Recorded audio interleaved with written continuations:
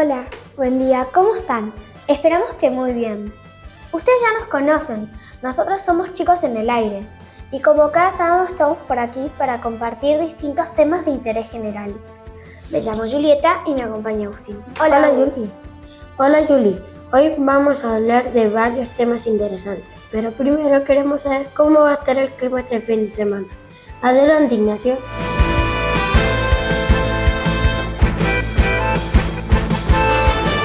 Gracias, Agustín. Este fin de semana llega bastante tranquilo. Y este sábado la temperatura máxima llega a los 21 grados. Y para mañana domingo la temperatura máxima llega a los 22 grados. El cielo va a estar un poco nublado y lindo para dejar el teléfono y hacer diferentes actividades al aire libre. Comenzamos a desarrollar el programa que hemos preparado para ustedes. Vamos con Pedro, que nos presentará la primera nota de este programa. Gracias, Juli. Hoy hablamos de dislexia. Hablamos con la licenciada Lorena Brando. Hola, buenas tardes. Gracias por esta invitación a Chicos en el Aire. Hoy me han convocado para hablar de dislexia y me encanta porque es algo que tenemos que hacer visible siempre. Trabajamos constantemente para que la dislexia sea cada vez más visible y por eso me parece súper importante esta invitación. Primero me parece importante que podamos entender qué es la dislexia. La dislexia es una dificultad de aprendizaje de las más comunes, les diría yo. Entre el 7 y el 10% de la población tiene dislexia. Y siempre me preguntan, bueno, Lorena, ¿pero y dislexia qué es? Bueno, la dislexia es un trastorno de aprendizaje en el que se afecta la lectura, se afecta la decodificación, el reconocimiento de palabras, la ortografía, afecta la fluidez lectora. Y esto tiene impacto obviamente a nivel escolar porque, todos sabemos, el aprendizaje está basado en lo que es la lectura y la escritura. Entonces, los chicos empiezan a manifestar dificultades en su proceso de alfabetización o empiezan a presentar dificultades un poquito más adelante. A veces se alfabetizan bien, pero la fluidez lectora siempre es escasa o está un poquito comprometida. Y entonces esto impacta en lo que es comprensión lectora. Bueno, la detección de la dislexia tiene distintos momentos. En el nivel inicial nosotros no podemos diagnosticar dislexia porque el niño no ha pasado por un proceso sistemático de alfabetización. Pero sí, en el nivel inicial aparecen indicadores que nos hacen prender pequeñas señales de alarma. Y entonces sí, lo que hacemos cuando las señas de nivel inicial detectan ciertas dificultades, nosotros hacemos el diagnóstico, vemos que ciertos precursores para la alfabetización están complicados y entonces lo que hacemos es un plan específico para mejorar el proceso de adquisición previa de la lectura y la escritura. Ahora, cuando el niño ya ha pasado durante 6 meses de escolaridad del nivel primario, del primer grado, 6 meses de escolaridad, y estamos en el mes de julio, agosto, y el niño no se ha alfabetizado, entonces ya nos tenemos que estar preguntando qué pasa. Un niño necesita 3 meses nada más para lograr alfabetizarse. Si no lo ha logrado, necesitamos hacer una consulta. A veces es simplemente que el niño necesita un poco más de tiempo y estímulos distintos. Y otras veces es porque estamos hablando de niños con dislexia. Entonces, no es lo mismo diagnosticar a un niño a mitad de primer grado, porque ahí nosotros tenemos un abanico de posibilidades para mejorar la dificultad, que diagnosticarlo en tercer grado, después de que ha pasado primero y segundo. Y entonces en tercero lo diagnosticamos, pero ya ha pasado por 2 años de altos niveles de frustración que se los podríamos haber evitado. Bueno, la dislexia no se cura. Eso es una pregunta que me hacen muy seguido. ¿Se cura la dislexia? ¿Va a dejar de tener dislexia cuando sea adulto? No. Lo que sí logramos es que esta dislexia se compense de una manera tal que no sea un obstáculo en la vida de la persona. Entonces, la persona, tal vez en un adulto, le cueste más manejar la ortografía, la fluidez lectora siempre va a estar un poco impactada, pero con buenos tratamientos la persona logra tener todas las estrategias para hacer que su lectura y su escritura sea lo más operativa posible. Bueno, en mi carrera profesional yo me he especializado mucho en lo que es dislexia, disgrafía y discalculia, que a veces me preguntan, bueno, pero ¿es lo mismo una cosa que la otra? No, nada es lo mismo, ¿sí? La dislexia tiene que ver con la lectura y la escritura, la disgrafía tiene que ver con escritura y tenemos la discalculia, que son dificultades específicas en el procesamiento matemático. En mi experiencia yo he trabajado con chiquitos que tienen distintos tipos de dificultades de aprendizaje y lo que yo veo es, cuando nosotros los diagnosticamos tempranamente, la evolución es mucho mejor. Primero porque los chicos ya tienen estrategias y encaran su proceso de aprendizaje con todas las estrategias y todos los sostenes que hacemos entre la terapia y los ajustes que hacemos a nivel escolar. Entonces, son niños que van consolidando su proceso de aprendizaje con mucha solidez, con buena autoestima y hace que el niño pueda aprender con mucha seguridad. Diferente es cuando yo diagnostico a los niños en quinto, sexto grado, primer año del nivel secundario. Y bueno, y ahí ya tenemos niños que han transitado toda una escolaridad con mucha dificultad.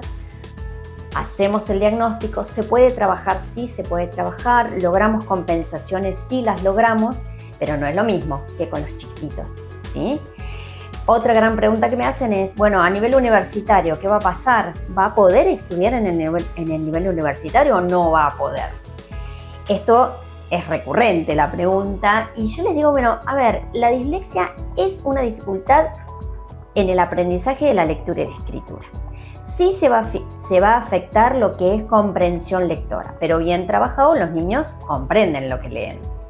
Y a nivel universitario hay infinidad de profesionales de todas las áreas, médicos, psicólogos, ingenieros, maestros con dislexia.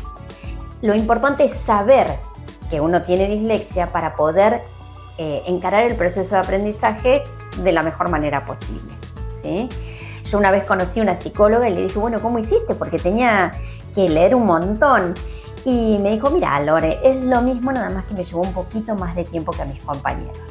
Simplemente eso. Acá es importante aclarar algo que no lo dije, y es que para diagnosticar dislexia necesitamos primero establecer el nivel intelectual de la persona. Una persona con dislexia tiene un nivel de inteligencia totalmente normal. Lo que tiene es esta dificultad de aprendizaje en lo que es lectura y escritura, pero su inteligencia es totalmente normal y en algunos casos supera la media.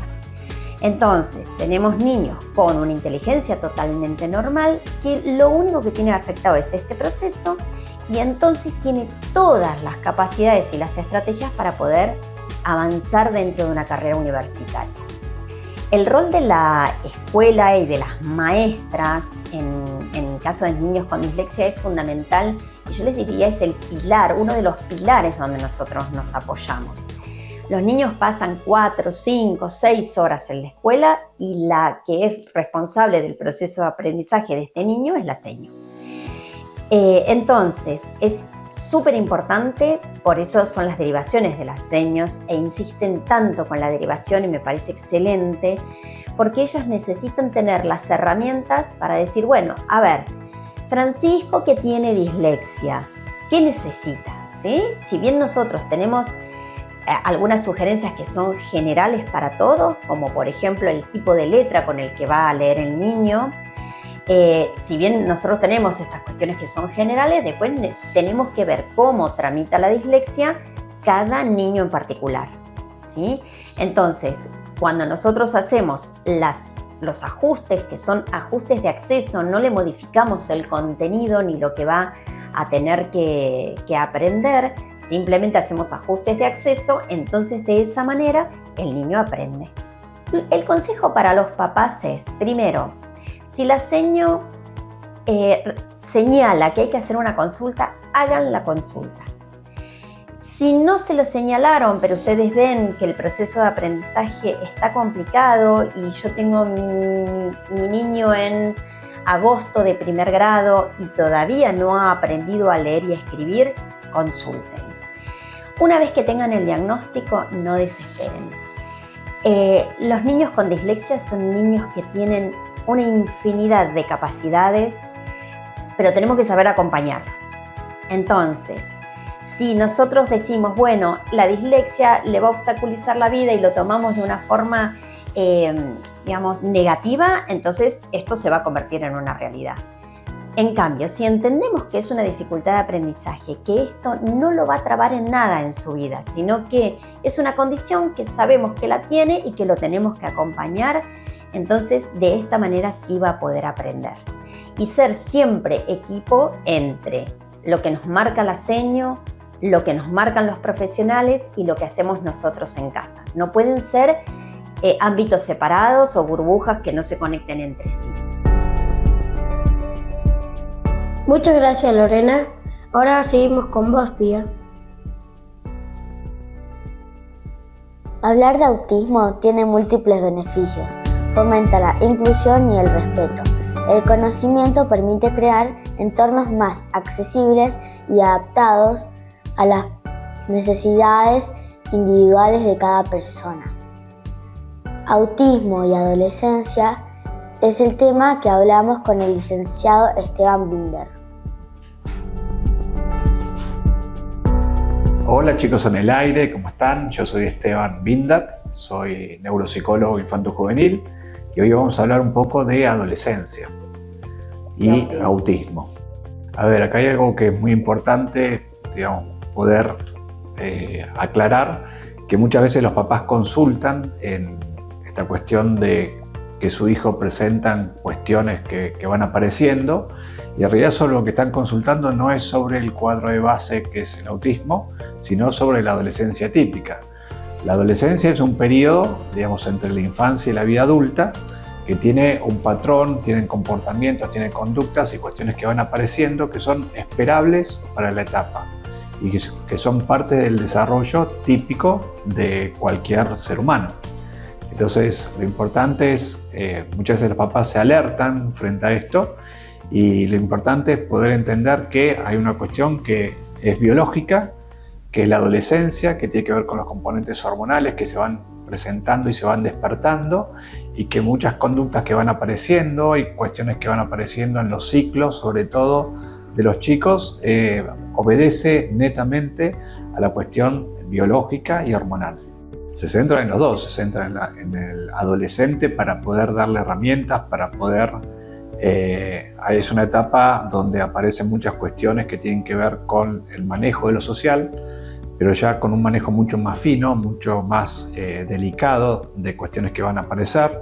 Los chicos se ponen mucho más competitivos a estas edades, aparecen toda la cuestión de la atracción para con la otra persona, entonces empiezan a competir entre ellos y aparecen también, bueno, situaciones complejas como las situaciones de bullying, que es muy propio de la adolescencia, donde muchas veces derivan en situaciones complicadas para con los chicos que tienen alguna condición como puede ser el autismo. Se brindan a nivel escolar y se brinda a nivel familiar, ¿sí? El bullying no se da porque sí. Muchas veces lo que los chicos reflejan es lo que muchas veces son transmitidos por la familia, no directamente, pero a veces, digamos, papás que tienen una situación en la calle y son más bien intempestivos y son más agresivos, los chicos van a reproducir eso, digamos, porque es lo que aprendieron. Entonces, muchas situaciones de agresión o de violencia en las escuelas, sobre todo en estas etapas adolescentes, donde ese burbujeo hormonal hace que muchas conductas que aparezcan tengan que ver con lo hormonal, no con la agresión en sí mismo. Es una forma de transferir parte de esa cuestión hormonal a una conducta. acá aparecen las cuestiones en relación a la sexualidad, en relación al sexo opuesto, en relación a las salidas. Aparecen también cuestiones que hay que estar muy alerta con respecto al consumo de alcohol y de sustancias. Muchas veces la forma de pertenecer es a través de esto. Entonces los chicos, digamos, una forma de demostrar que pertenecen es a través del consumo de alcohol o el consumo de sustancias. Todos los adolescentes, esto no hace ninguna diferencia con respecto a si tiene o no una condición, son grupos de experimentación, o sea que por más que uno le diga las consecuencias o las cosas que pueden pasar, ellos tienen que experimentar en carne propia las cosas. Y aparte son edades donde empiezan a armarse grupos diferentes en función de los intereses, y a veces, digamos, para pertenecer a un grupo, lo que tienen que hacer es esta cuestión de vestir de determinada forma, escuchar determinada música y tener muchas veces alguna especie de rito de iniciación en esto. A ver, lo más importante es que estar alerta, ¿sí? O sea, tener una alerta activa, pero no volverse loco con esto, porque hay muchas cuestiones que van a aparecer y que son propias de la adolescencia. Y bueno, bienvenido sea que aparezcan, porque estamos hablando de una adolescencia típica, no de una condición. Y después, bueno, ver quiénes son los amigos, cuándo salen, dónde se juntan, cómo vuelven, qué cosas le pueden transmitir que ha ocurrido. Eso es importante, digamos, estar un poco al tanto de la vida de los chicos. Como así también las cosas que ven, que consumen, ¿sí? en los medios, en las redes sociales.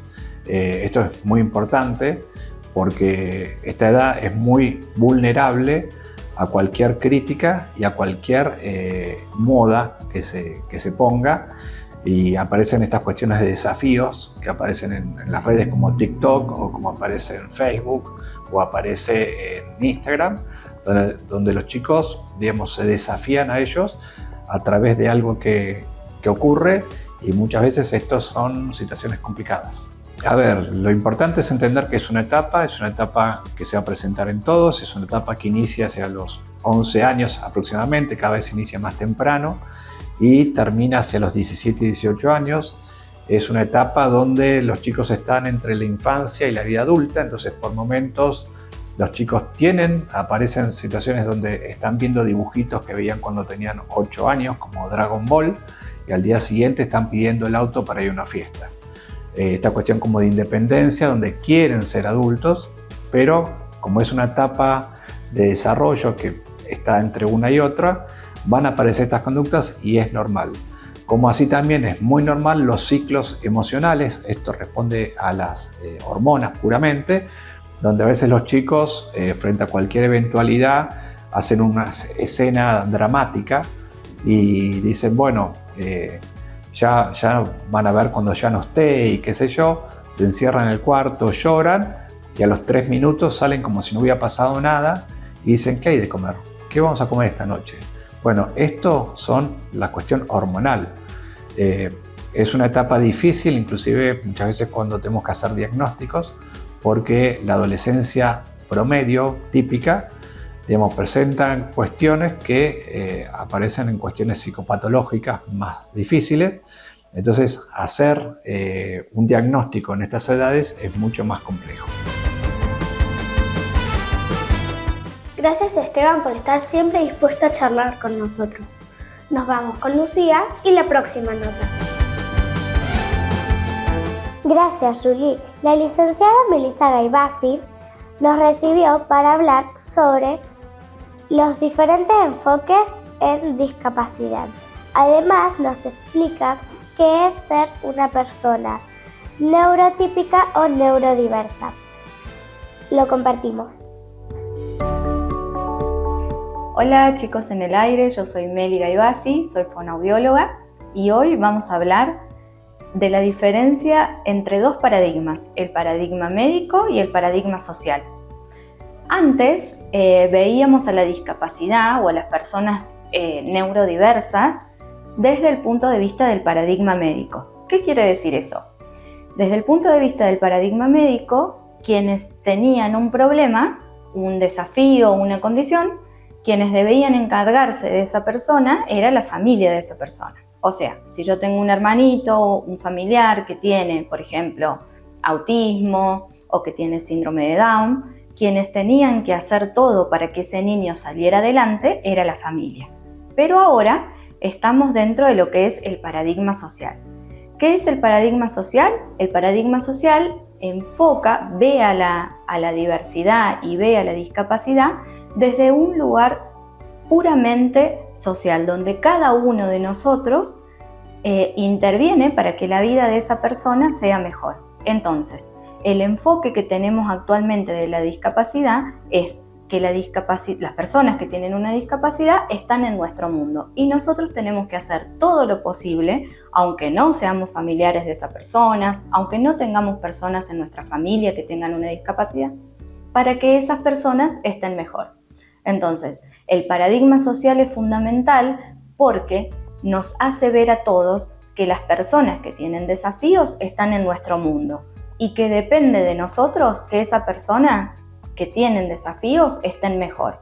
Entonces el foco no está puesto en que la familia se encargue de llevarlo a los pequeños a las sesiones, de llevarlo a los tratamientos, sino yo personalmente, como una persona que integra esta sociedad, ¿qué es lo que hago para que esa persona esté mejor?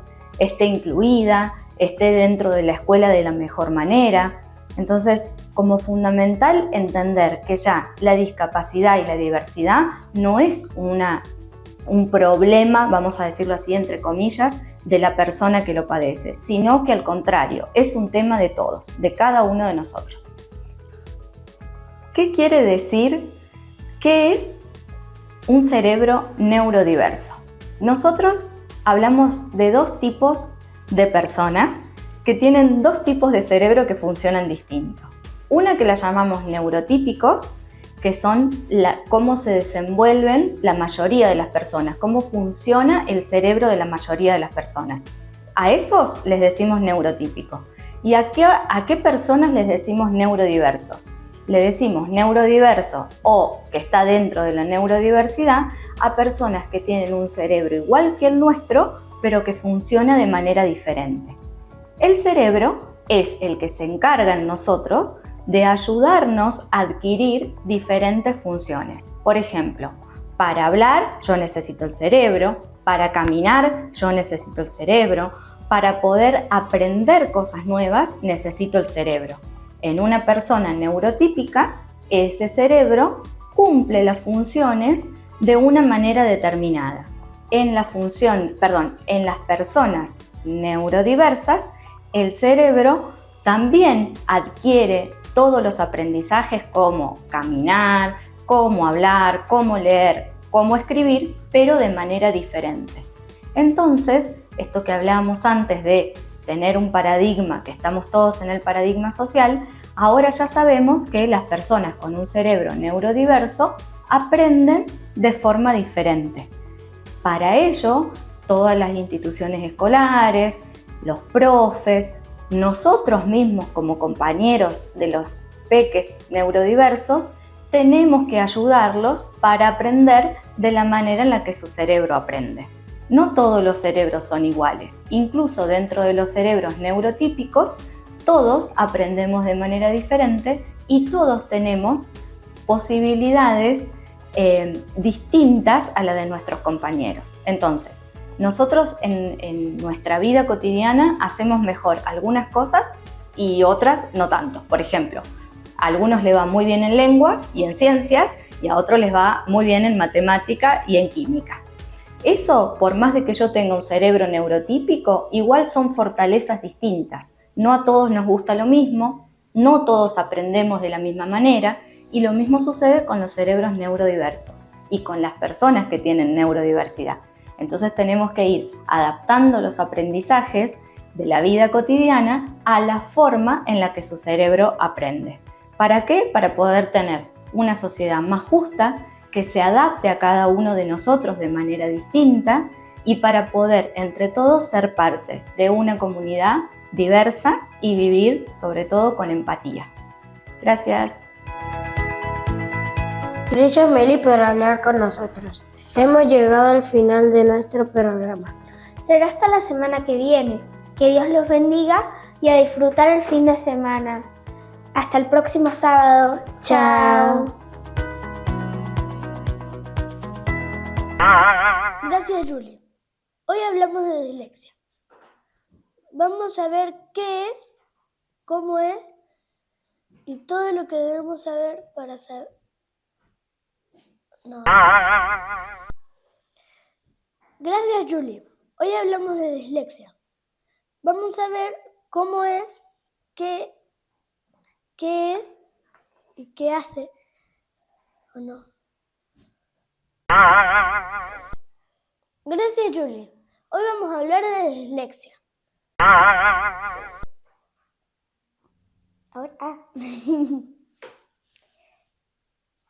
Gracias, Julie. La licenciada Melissa Gaivasi nos... ¡Ay! Me trabé.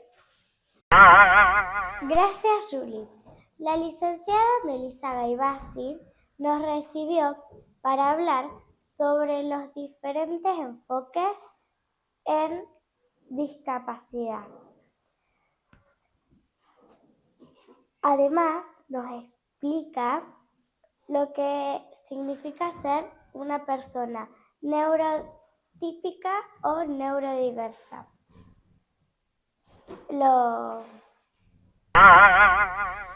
Hablar de autismo tiene múltiples beneficios. Fomenta la inclusión y el respeto. El conocimiento permite crear un entorno más accesible y... ¡Ay, me olvidé de la palabra que tenía! Seguimos con Gracias, Julie. Hoy vamos a hablar de dislexia.